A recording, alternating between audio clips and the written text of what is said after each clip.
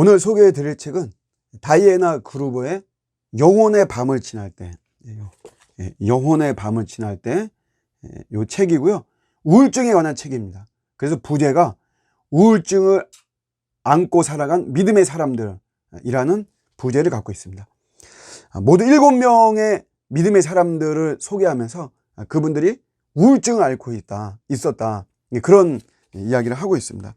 7명이 제가 한번 쭉 불러드릴게요. 여러분 몇 명을 아시는지요? 마르틴 루터, 마더 테레사, 윌리엄 쿠퍼, 한나 앨런, 찰스 스펄전, 데이비드 브레이너드, 마틴 루서 킹 주니어.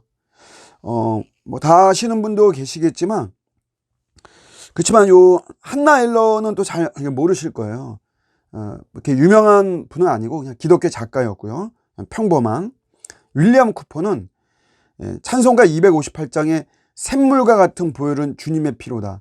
그 찬양을 만든 분이고요. 찰스 스펄전은 뭐 우리 설교하는 분들한테는 설교의 황제라고 하는 이런 소리를 듣는 1851년도에 이미 그때 5,000석 규모의 교회를 건축했던 그런 분이고요. 노예 해방 주창했던 마틴 루터 킹 목사님을 이야기를 하고 있는 것입니다. 이 저자가 우울증을 앓았어요. 다이애나 그루버가. 그래서 이 책은 이제 우울증에 대한 어떤 의학적인 분석보다는 우울증을 안고 살아간 믿음의 사람들에 대해서 기록을 하고 있습니다. 그래서 우리가 이 책을 읽다 보면 이런 분들도 우울증으로 인해서 고통이었구나. 우리는 우울증이면 굉장히 어떤 신앙적인 것과 많이 연관을 시켜가지고 내 믿음이 이게 부족하구나, 없어졌구나 이러면서 굉장히 자책하고 막 그러는데, 이 책을 본다면 그런 건 아니구나 라고 하는 것을 우리가 좀 깨달을 수가 있습니다. 요즘 코로나 팬데믹인데 사실 의료계에서는 50년 전부터 우울증, 정신분열증, 조현병 같은 마음의 질병을 팬데믹처럼 경고를 했습니다. 전 세계 인구의 5%, 약 3억 5천 명 정도가 우울증입니다. 통계에 안 잡힌 것을 포함한다면 더 되겠죠. 우리 한국은 OECD 국가 중에 자살률이 1위지만 더불어서 우울증도 1위입니다. 10명 중에 3명 내지 4명이 우울증 혹은 우울감에 의해서 고통을 당하고 있죠. 성도가 100명이 앉아있다면 그 중에 30명 내지 40명은 우울증으로 인해서 고통을 당하고 있다고 본다면 통계적으로 틀림이 없는 것입니다. 우울증의 증상을 겪었던 성경 인물들이 있습니다. 우리 구약에서는 모세, 욥, 사울, 다윗, 엘리야, 요나, 예레미야 이 정도. 신약에서는 대표적으로 사도 바울이죠. 사실 이 우울증은 털어놓기가 어렵습니다. 괜히 믿음이 없다, 성령 충만하지 못하다. 사실 이런 소리를 심심치 않게 듣거든요. 물론 요즘은 마음의 감기로 이해의 폭이 넓어졌지만 우리 사회와 교회의 문화 속에서 우울증을 커밍아웃하며 함께 살아가고 치유하기가 여전히 쉽지 않은 분위기입니다. 우울증 오해 3가지를 저자는 이야기를 하고 있는데요. 일단은 믿음의 문제입니다. 사람들이 믿음이 없다. 그래서 믿음이 회복돼야 된다. 성령 받으면 된다. 이렇게 이야기를 하고 있고요. 또 하나는 귀신 들림에 대해서 이야기를 하죠. 귀신 들렸다. 보통 이렇게 그냥 치부해 버립니다. 저자가 주장한 것은 아닌데 저는 이제 이런 소리를 많이 들어요. 살만하니까 우울증 걸리는 거다. 먹고 살기가 괜찮으니까. 바쁘고 먹고 살기 힘들고 그러면 우울증이 걸릴 일이 없다. 한가하니까 걸리는 것이다. 이런 이제 오해들이 있습니다. 그런 것을 참 우울증이 하여튼간 쉽지는 않습니다. 그런데 이제 믿음의 사람들도 이렇게 우울증에 걸렸다. 그런 내용들인데 한번 보면 마틴 루터 종교개혁을 했던 대단한 분이죠. 그런데 이분도 친구인 동료인 멜라니톤에게 편지를 쓸 때 자기가 일주일 넘게 지옥 같은 시간을 보냈다 이런 말을 했고요. 자기 아내에게도 편지를 보내거나 말을 할 때 세상이 너무 싫다. 나는 지쳤어. 내 안이 텅텅 비어버린 느낌일세. 세계 물주기를 바꾼 종교개혁가가 이렇게 자기 안에 텅텅 비어버린 느낌이고 세상이 살기 싫다. 죽고 싶다는 말이잖아요. 그러니까 이런 게 참 우울증이죠. 근데 이제 이 루터는 이제 그 당시에는 이게 뭐 의학이나 이런 걸 잘 분별이 안 되고 막 그러다 보니까 원인을 마귀에게 돌렸어요.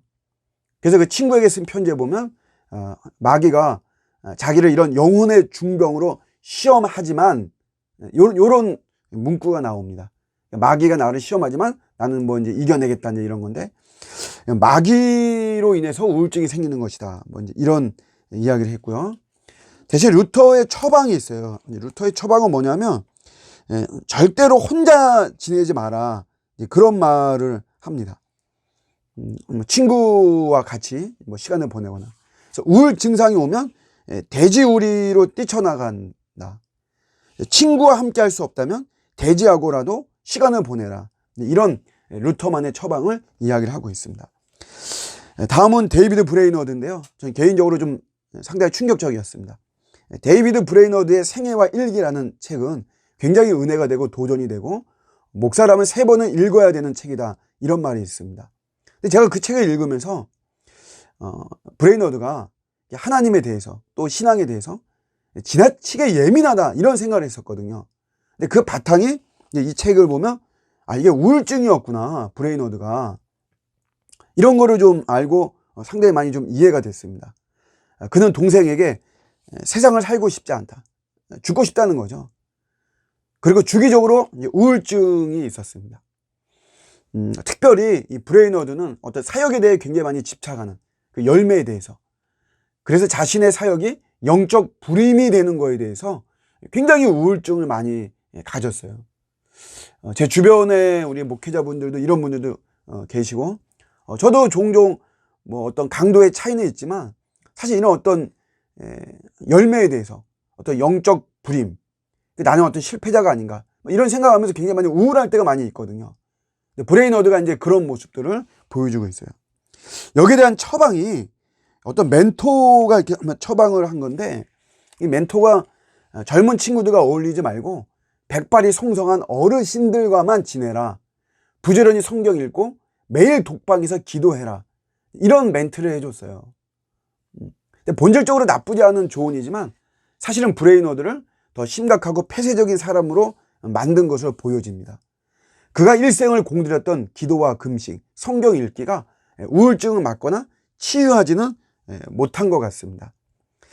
그래도 이제 책을 보면 브레이너드가 이제 좌우명으로 붙잡았던 게 흔들리더라도 발걸음을 멈추지 말자, 이거였는데, 여러 가지 힘든 상황에서도 이런 좌우명을 가지고 사역에 전념했던 것을 볼 수가 있으면서 얼마나 힘들었을까 하는 어떤 연민의 정이 느껴집니다. 또 한 분의 연민의 정이 느껴지는 분이 이 마더 테레사 수녀입니다. 뭐 대단한 분이라는 건 뭐 우리가 너무 익히 잘 알고 있고요. 이런 고백이 있어요. 주님을 향해 계속 웃음 지을 수 있는 용기를 허락하소서. 제가 발랄한 개가 되게 하소서. 계속 네라고 답할 힘을 주시고 내게 감춰진 주님의 얼굴에 미소 짓게 하소서. 아프면 아프다고 우리가 말하고 힘들면 힘들다고 말을 하면 좋은데, 그렇게 할 수 없는 어떤 상황 속에서 그 모든 거를 견디면서 마음에 담아두면서 그가 인생을 살고 사역을 살고 행하고 섬김을 하고 했던 그의 인생을 볼 때 굉장히 마음이 참 저도 아프더라고요.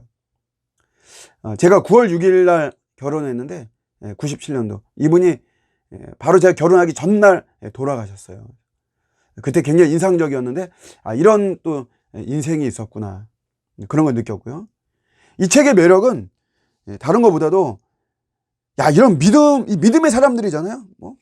종교개혁을 했던 마틴 루터 킹, 노예 해방, 또 마틴 루터 킹 주니어, 설교의 황태자 찰스 스펄전, 성교의 아주 금맥이죠, 데이비드 브레이너드, 이런 분들도 이렇게 우울증으로 인해서 고생했었구나. 보통 우리가 우울증이면 나는 하나님께 버림받았다, 이런 생각들을 사실 많이 하거든요. 그런데 그런 것이 아니라 이런 분들도 이런 우울증으로 인해서 고생이 많았다, 이런 거를 우리가 좀 같이 공감할 수 있는 그러면서 그 자체가 좀 위로가 되는 이런 책이고요. 마지막에는 이제 우리 부록에 보면 우울증을 걸린 가족들에게 도움이 되는 10가지의 팁을 이렇게 자상하게 저자의 경험이죠. 그 경험을 바탕으로 해서 10가지 팁을 기록을 하고 있습니다. 아무쪼록 우울증이라고 하는 거 참 가볍게 볼 수는 없는 것인데, 그렇다고 해서 우리가 너무 겁먹을 필요는 없고요. 믿음의 사람들 중에 이미 우울증에 이 어두운 영혼의 밤을 지내신 분들, 이분들의 책을 읽으면서 조금이나마 도움이 되었으면 좋겠습니다. 감사합니다.